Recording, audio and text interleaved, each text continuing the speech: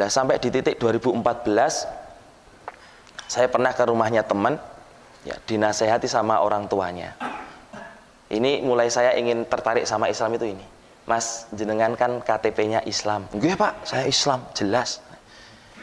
Nek jenengan bisa mandi junub mboten? Waduh. Allah is calling you. Allah is calling you to say His name. Allah is calling you. Bismillahirrahmanirrahim. Assalamualaikum warahmatullahi wabarakatuh. Waalaikumsalam warahmatullahi wabarakatuh. Sebelumnya perkenalkan bapak-bapak, mas-mas, nama saya Dwi Mujianto. Domisili tempat tinggalnya di Bloran Kerjo, Batu Jamus. Lahir tahun 92 di Kota Sampit, Kalimantan Tengah. Hijrah dari sana tahun usia kelas 3 SD kalau nggak salah 2001, pas ada perang. Ya, perang suku itu saya pindah sama keluarga ke Jawa. Terus pendidikan saya S2, Pak. Iya toh? Nggak percaya? S2, SD, SMP. Sempat SMK di SMK Muhammadiyah 3 Karanganyar, cuman qadarullah karena ya sunuwilah. Nggak sempat lanjut, jadi saya keluar. Dan ini pekerjaan saya sekarang dagang, ya, dagang pakaian, baju, gamis, parfum dan lain sebagainya. Yo sak candake napa sing iso didol ya didol ngoten mawon. Sing penting ora klambine bojone didol ngoten ya. Terus putra baru 1, ya, namanya Akmal, ya. Istri juga baru 1, ya. Rencananya 4 tapi masih baru dikasih tahu. 1 ya. Terus kegiatan selain itu juga saya mengajar di SD Muhammadiyah MPU Botok, terus di SMP Muhammadiyah Botok, terus di MI Botok, MI Bloran, sama TK Aisyah. Yang saya ajar bukan murid-muridnya tapi guru-gurunya. Kan S2 nih wow loh. Enggak ya. Jadi qadarullah karena Al-Qur'an, jadi saya bisa di sana, bukan karena saya pribadi. Nek saya pribadi lulusan SMP dadi apa to, Pak, gitu ya. Seperti itu. Cuman karena ada Al-Qur'an, alhamdulillah ya. Seperti itu tadi. Ngoten, Mas.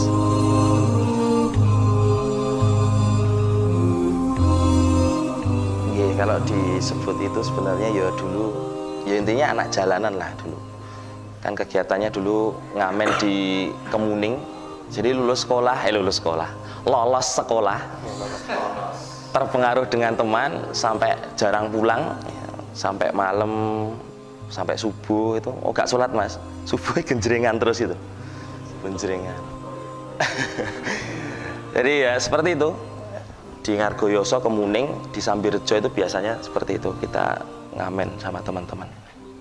Ya disebut pang ya, karena genrenya kan kita ya seperti itu kan. Lagu-lagu apa ya, ngeritik seperti itulah.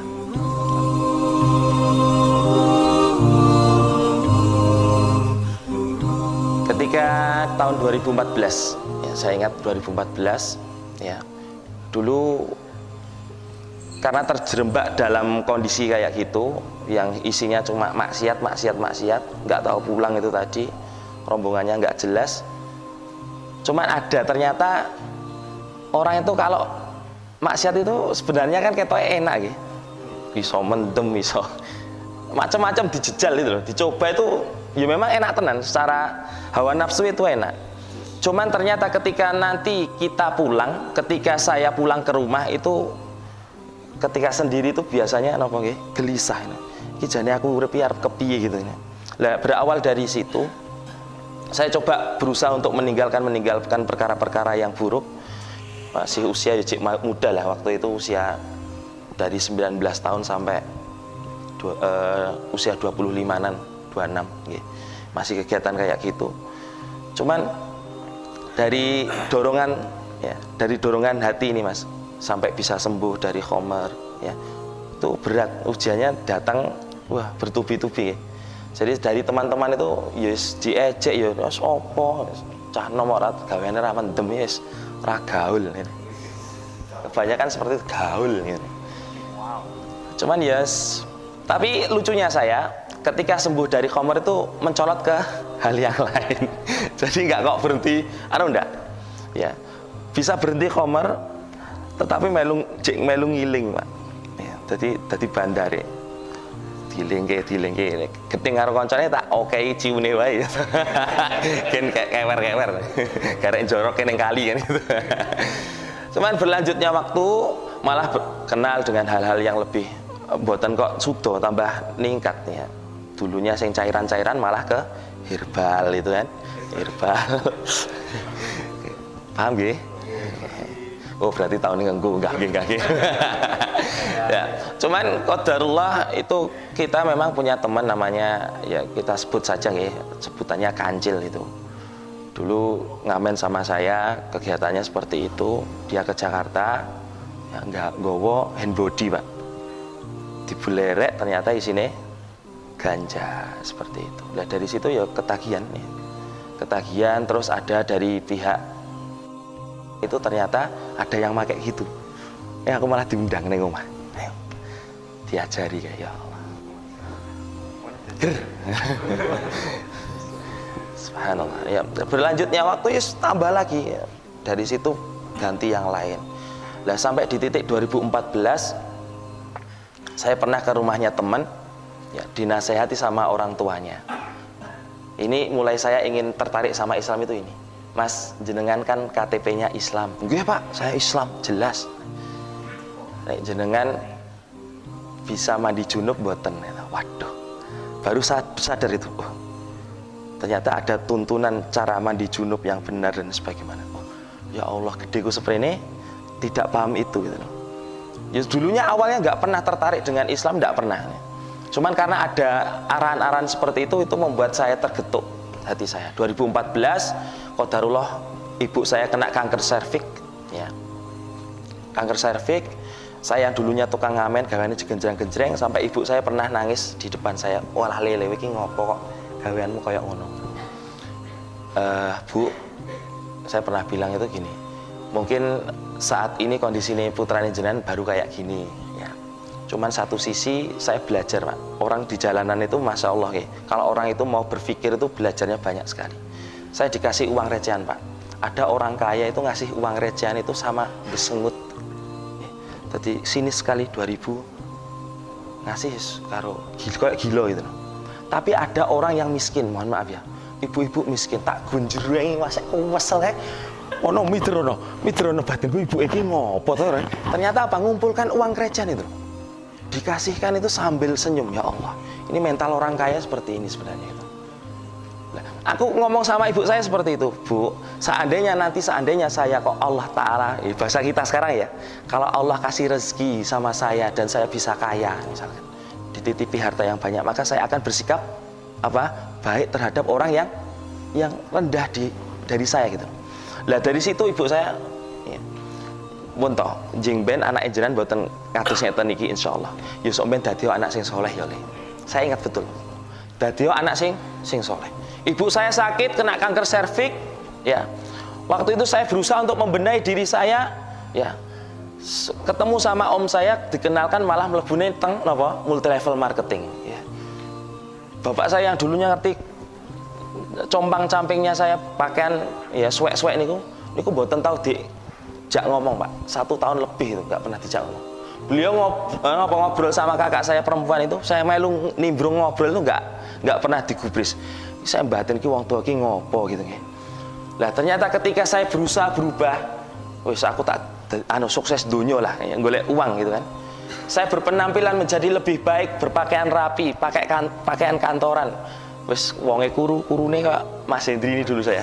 Betul Mas, karena kakean masuk hal-hal negatif itu loh. Jadi nggih kempot ya elek kayaknya. Pucet nggih. Sayanya loh ya. Sayanya gitu. Ya.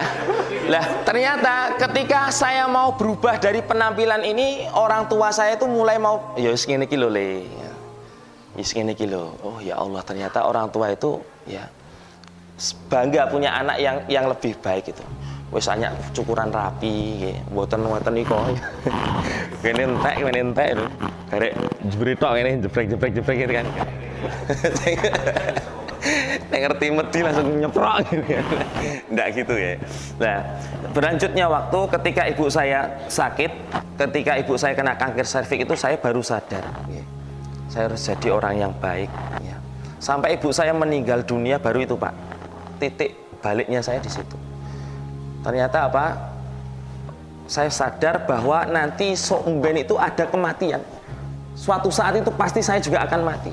Terus ibu saya ketika mati, aku ki wes ya Allah durhaka betul sama orang tua. Wani getak, wani ya Allah. Maka saya berusaha untuk nek iso jadi anak yang soleh. Itu pikiran saya. Karena ada 3 toh. Amal jariyah apalagi.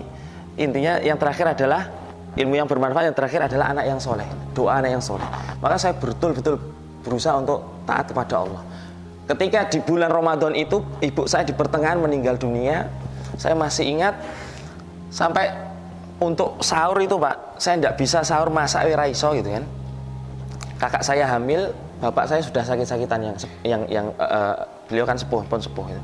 Maka saya memutuskan untuk nongkrong sama tetangga saya itu dibilangi. Waktu itu pas pilihan Presiden Jokowi itu kan ada buat posko kemenangan. Saya tidur di situ dari malam sampai mau sahur itu nanti gugan aku Mas dodokono. Jadi setiap saya sahur itu saya dodoki itu pintu. Tak dodoki, Pak sahur dimasak mie makan bareng itu baru saya merasakan kehilangan betul sosok ibu saya. Saya kehilangan momentum untuk berubah. Baru itu ya Allah dikondisikan ya sangat terpuruk sekali ya. Sampai saya betul-betul aku pokoknya arep taat sama Allah Ta'ala lah. Terus saya bingung, dan terus piye aku arep sinau gitu kan. Maka saya mikirnya satu, wis pokoknya ning masjid. Wong ning masjid engko lak karo Gusti Allah diarahke kan gitu. Saya betul-betul datang ke masjid, Pak. Wis yo jane minder-minder piye, wis pokoknya aku mlebu masjid salat 5 waktu tak berusaha tak jaga waktu itu. Sampai suatu ketika ketemu sama teman-teman dan saya ketemu namanya Ustadz Burhan ya. Ustadz Burhan itu teman saya dulu juga anak pang, kene kupingnya bolong kabeh. Itu saya ingat waktu saya masih beling ya, saya belum ingat sama Allah ketika saya sodori rokok Marlboro itu seneng biar tuh kudune itu. Oh gak doyan nih loh. Ya. Kula pun preyo. Kok iso prei wong iki gitu. Dulunya tahunnya miso ya. Dulune ibaratnya ngerokok we juga saka bolongan kentrungnya di kopiok ngono metu tegesane doyan kok gitu loh. Kita berdua rokokan bareng gitu loh. Itu kok nggak mau gitu loh. Wis pecinan, ya gamisan loh. Wong iki kok malah iki kepiye kan gitu. Ternyata apa? Ternyata beliau sudah hijrah. Nah itu waktu saya di masjid itu pas sholat, pas rampung itu tak eling-eling. Oh iya Mas Burhan kayak wis mari. Wis tak dolani rono wae lah. Saya main ke rumahnya, saya minta ya ngobrol sharing ternyata apa ya diarahkan ya, Masya Allah ya. Terus sama Pak Edi itu diajak ngaji dan saya ngaji alhamdulillah. Terus saya masuk kepada Islamic Center Ida Duduat Iskarima Karangpandan program 6 bulan. Saya ingat waktu itu pertama kali saya masuk disuruh baca Quran apa itu loh saya lupa sama Ustadz Furqon itu baca Mas ayat kursi ya ayat kursi baca Mas kalau mboten saged masa mudamu kemana kok nggak bisa baca ayat kursi. Saya itu pukulan besar Pak jebedek. Oh ya aku ngaku Islam ayat kursi ramu deng gitu. Ya Allah ya dari situ saya belajar. Setelah itu baru saya keluar yes alhamdulillah Mas sampai sekarang alhamdulillah saya berproses sampai seperti ini.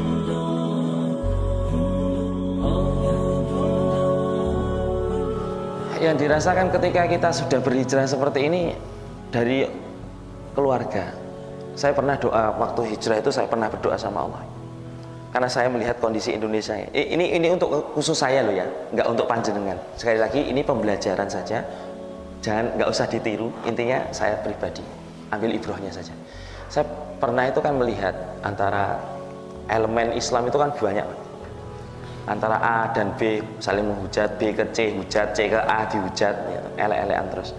Saya sampai terbetik sama hati saya. Ya Allah, seandainya saya panjenengan paham ke Islam, jenengan paham ke, pokoknya kula mboten pengen memecah belah umat Islam, kula mboten pengen, pokoknya kula Islam lah, pokoknya Islam itu. Nah, dari situ saya mulai belajar Islam. Cuman dari pihak keluarga itu aneh, merasa aneh mungkin. Mulai pakai koko, gamisan seperti itu. Ora iki jane melu opo? Aliran opo iki? Ya Allah, kula nggih Islam kan gitu. Islam kan kita ngamalke sunnah, belajar ngamalke sunnah. Ya saya Islam. Kayak rombongannya kayak boten gitu kan. Ya, seperti itu. Terus pernah pulang dakwah, garasi pintu itu tak tutup jegrek. Saya berdiri di belakang itu. Dari pihak warung mie ayam depan rumah saya dulu itu ini. Ora kayak jane rombongannya apa? Muhammadiyah ya kata tutu, NU ya tutu. Kata Abu Bakar Baksir ya. Ini kata udu kan. Ya Allah. Itu beratnya itu Mas.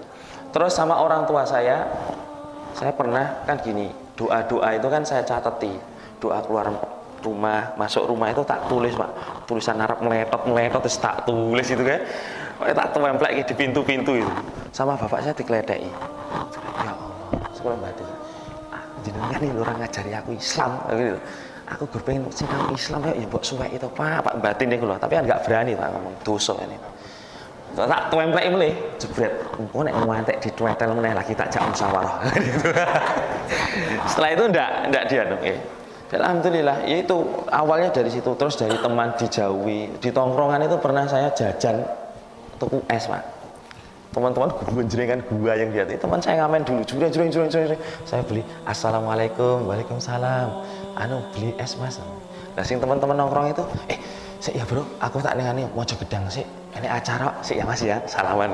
Sing rombongan jadi 4 orangnya kabeh alasan aku tak rono sik ya bro. Jadi seperti itu, diece, dilecehkan itu, dijauhi itu biasa.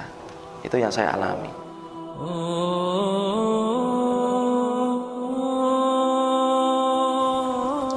Jadi teman-teman yang dirahmati oleh Allah Ta'ala, yang jelas ketika kita agar istiqomah itu ya belajar. Dulu mungkin kita ahli maksiat, ya, bisa jadi di sini lebih parah kan banyak gitu. Ada yang mungkin belum, yojo sampai kan itu. Cuman ketika kita mungkin dulu pernah berlaku maksiat jahiliyah, totalitas, maka sekarang gunakan ya jiwa kita, raga kita yang dulunya untuk maksiat totalitas, ya kita keluarkan untuk di jalan Allah totalitas. Kita belajar taklim, kita tolabul ilmi, kita baca Quran. Ketika harta kita kok dulu untuk tuku ciu, tuku sembarang hal-hal yang haram, maka ini kita juga harus totalitas untuk fisabilillah jalan Allah Ta'ala. Kok waktu kita dulu genjrengan dari pagi sampai malam kita kuat untuk maksiat kayak gitu ya. Maka gunakan sekarang waktu kita ini untuk apa? Untuk taat kepada Allah ya. Gunakan kendaraan kita untuk ke masjid-masjidnya Allah Ta'ala ya, agar istiqomahnya dengan menggandeng teman-teman yang soleh ini, insya Allah akan kita dapatkan keistiqomahan, insya Allah seperti itu.